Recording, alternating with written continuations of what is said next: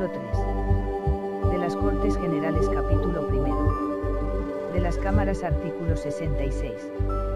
1. Las Cortes Generales representan al pueblo español y están formadas por el Congreso de los Diputados y el Senado.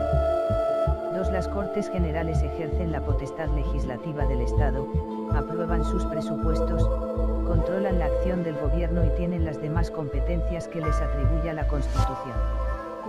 3. Las Cortes Generales son inviolables. Artículo 67. 1. Nadie podrá ser miembro de las dos cámaras simultáneamente, ni acumular el acta de una asamblea de comunidad autónoma con la de diputado al Congreso. 2. Los miembros de las Cortes Generales no estarán ligados por mandato imperativo. 3. Las reuniones de parlamentarios que se celebren sin convocatoria reglamentaria no vincularán a las cámaras, y no podrán ejercer sus funciones ni ostentar sus privilegios. Artículo 68. 1. El Congreso se compone de un mínimo de 300 y un máximo de 400 diputados. Elegidos por sufragio universal, libre, igual, directo y secreto, en los términos que establezca la ley. 2. La circunscripción electoral es la provincia. Las poblaciones de Ceuta y Melilla estarán representadas cada una de ellas por un diputado. La ley distribuirá el número total de diputados, asignando una representación mínima inicial a cada circunscripción y distribuyendo los demás en proporción a la población. 3. La elección se verificará en cada circunscripción atendiendo a criterios de representación proporcional. 4. El Congreso es elegido por 4 años. El mandato de los diputados termina 4 años después de su elección o el día de la disolución de la Cámara. 5. Son electores y elegibles todos los españoles que estén en pleno uso de sus derechos políticos. La ley reconocerá y el Estado facilitará el ejercicio del derecho de sufragio a los españoles que se encuentren fuera del territorio de España. 6. Las elecciones tendrán lugar entre los 30 días y 60 días desde la terminación del mandato. El Congreso electo deberá ser convocado dentro de los 25 días siguientes a la celebración de las elecciones.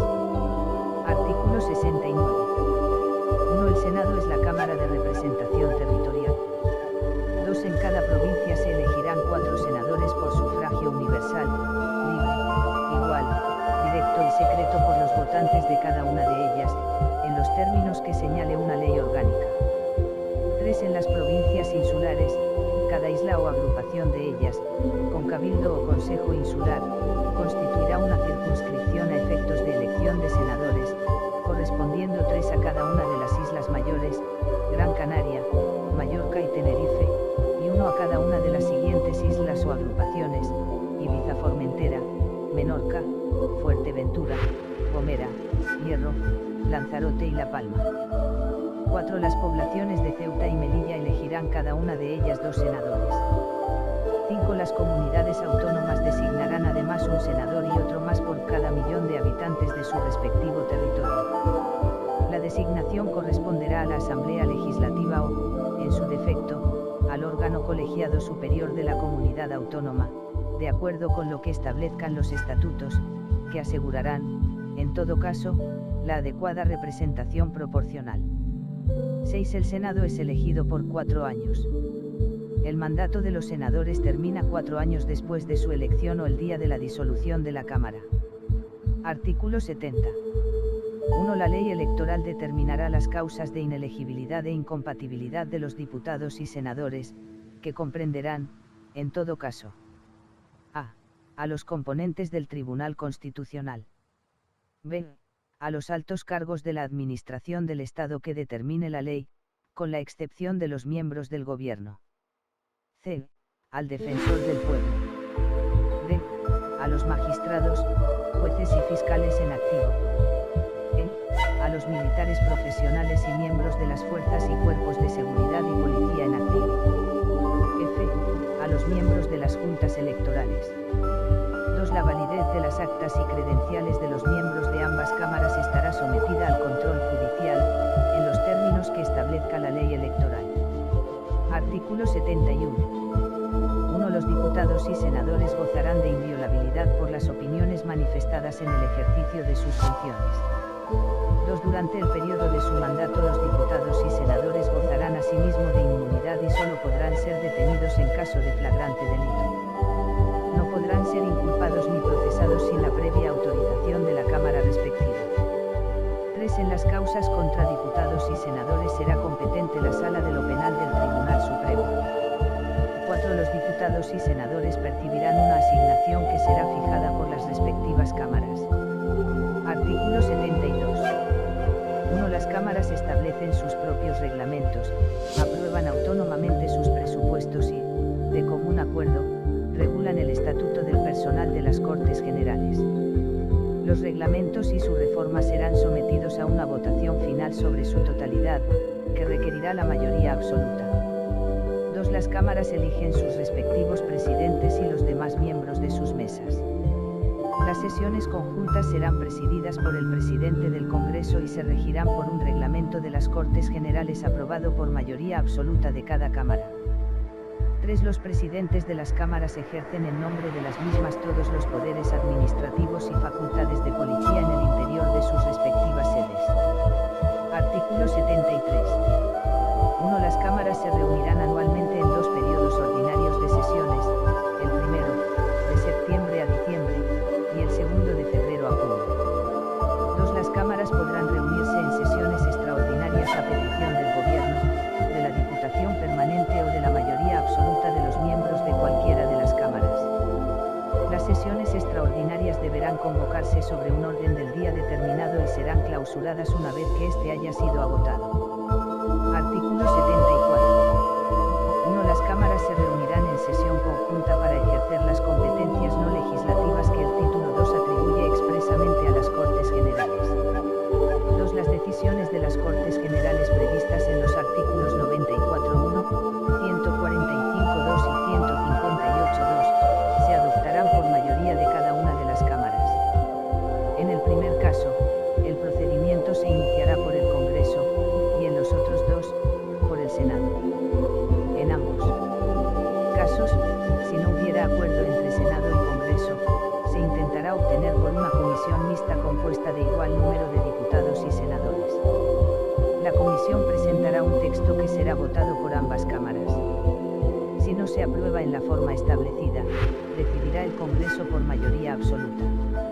Artículo 75.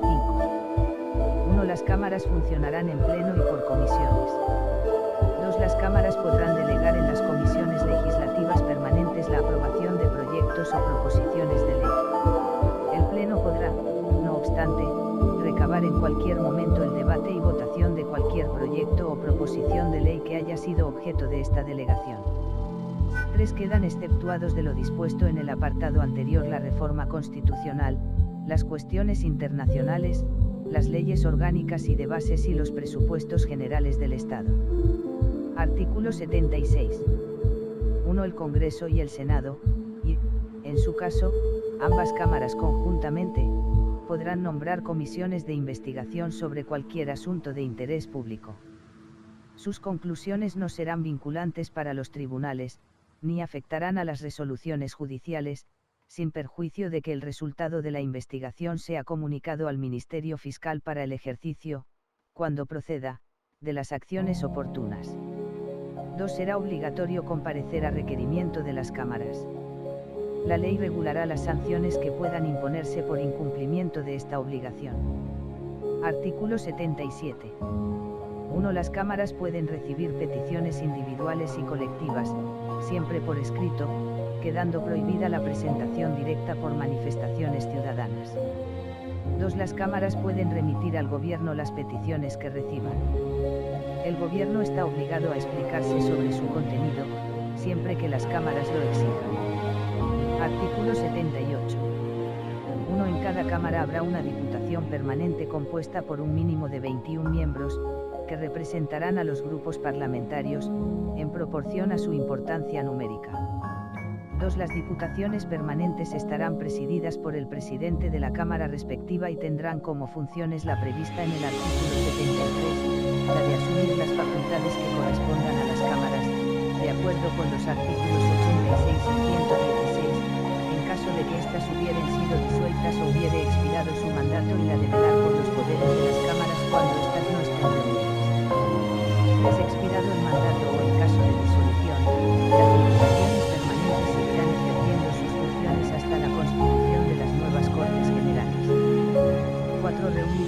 Cámara correspondiente, la Diputación Permanente dará cuenta de los asuntos tratados y de sus decisiones.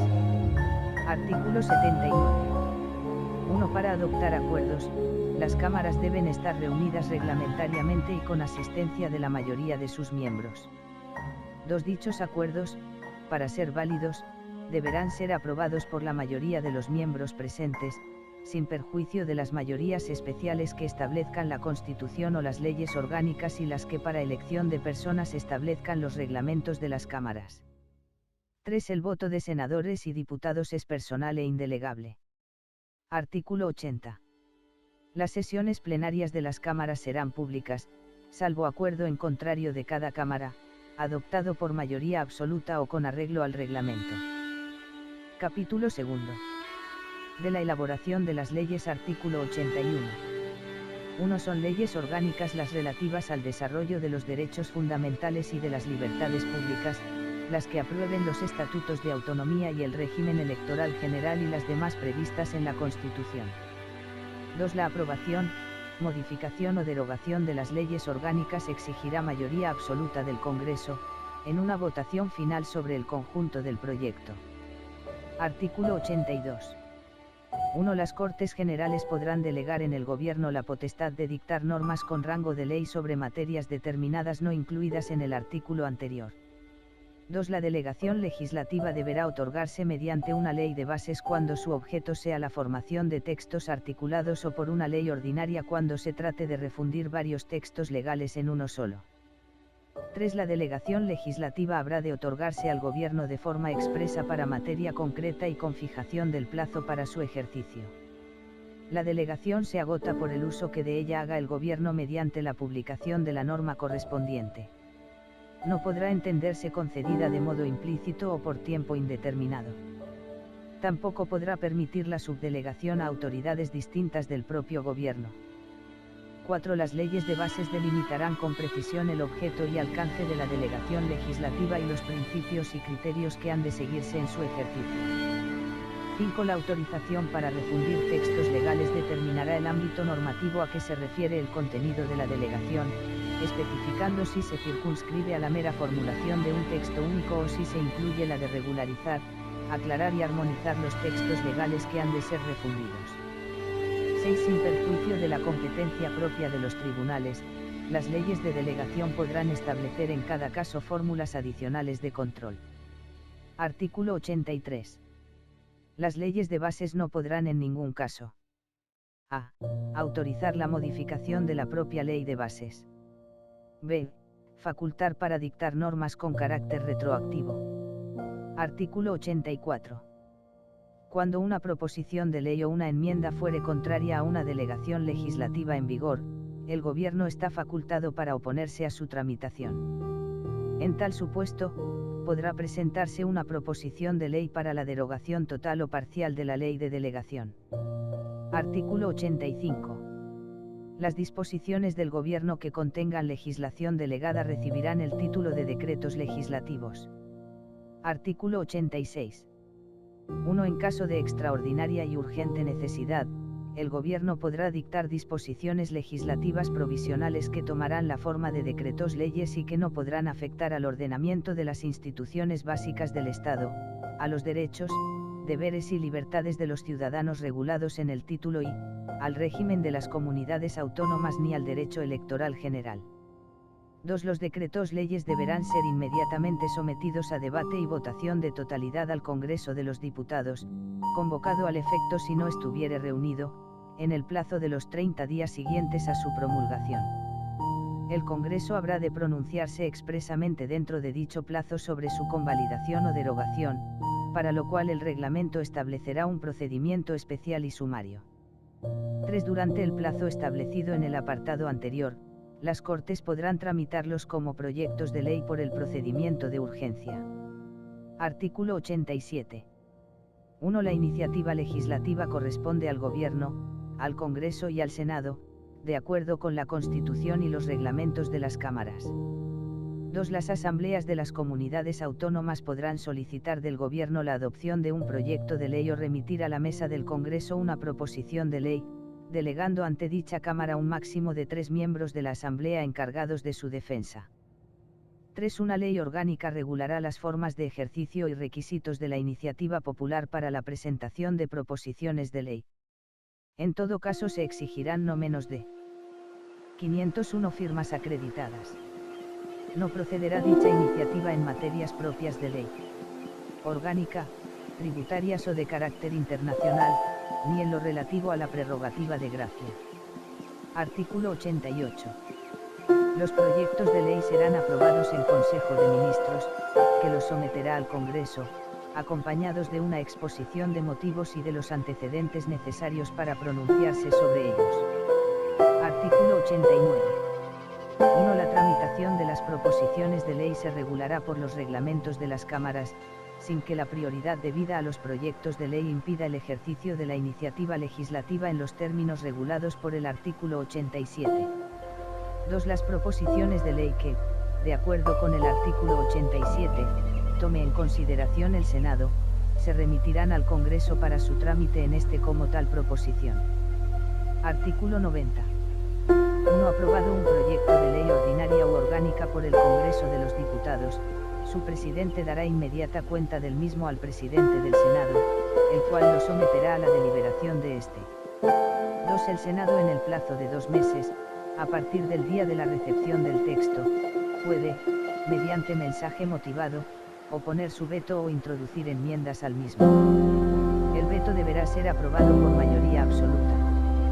El proyecto no podrá ser sometido al Rey para sanción sin que el Congreso ratifique por mayoría absoluta, en caso de veto, el texto inicial, o por mayoría simple, una vez transcurridos 2 meses desde la interposición del mismo, o se pronuncie sobre las enmiendas, aceptándolas o no por mayoría simple. 3. El plazo de 2 meses de que el Senado dispone para vetar o enmendar el proyecto se reducirá al de 20 días naturales en los proyectos declarados urgentes por el Gobierno o por el Congreso de los Diputados. Artículo 91. El Rey sancionará en el plazo de 15 días las leyes aprobadas por las Cortes Generales, y las promulgará y ordenará su inmediata publicación. Artículo 92. 1. Las decisiones políticas de especial trascendencia podrán ser sometidas a referéndum consultivo de todos los ciudadanos. 2. El referéndum será convocado por el Rey, mediante propuesta del presidente del Gobierno, previamente autorizada por el Congreso de los Diputados. 3. Una ley orgánica regulará las condiciones y el procedimiento de las distintas modalidades de referéndum previstas en esta Constitución. Capítulo 3. De los tratados internacionales. Artículo 93. Mediante la ley orgánica se podrá autorizar la celebración de tratados por los que se atribuya a una organización o institución internacional el ejercicio de competencias derivadas de la Constitución. Corresponde a las Cortes Generales o al Gobierno, según los casos, la garantía del cumplimiento de estos tratados y de las resoluciones emanadas de los organismos internacionales o supranacionales titulares de la cesión. Artículo 94. 1. La prestación del consentimiento del Estado para obligarse por medio de tratados o convenios requerirá la previa autorización de las Cortes Generales, en los siguientes casos. A. Tratados de carácter político. B. Tratados o convenios de carácter militar. C. Tratados o convenios que afecten a la integridad territorial del Estado o a los derechos y deberes fundamentales establecidos en el título 1. D. Tratados o convenios que impliquen obligaciones financieras para la hacienda pública. E. Tratados o convenios que supongan modificación o derogación de alguna ley o exijan medidas legislativas para su ejecución. 2. El Congreso y el Senado serán inmediatamente informados de la conclusión de los restantes tratados o convenios. Artículo 95. 1. La celebración de un tratado internacional que contenga estipulaciones contrarias a la Constitución exigirá la previa revisión constitucional. 2. El Gobierno o cualquiera de las cámaras puede requerir al Tribunal Constitucional para que declare si existe o no esa contradicción. Artículo 96. 1. Los tratados internacionales válidamente celebrados, una vez publicados oficialmente en España, formarán parte del ordenamiento interno. Sus disposiciones solo podrán ser derogadas, modificadas o suspendidas en la forma prevista en los propios tratados o de acuerdo con las normas generales del derecho internacional. 2. Para la denuncia de los tratados y convenios internacionales se utilizará el mismo procedimiento previsto para su aprobación en el artículo 94.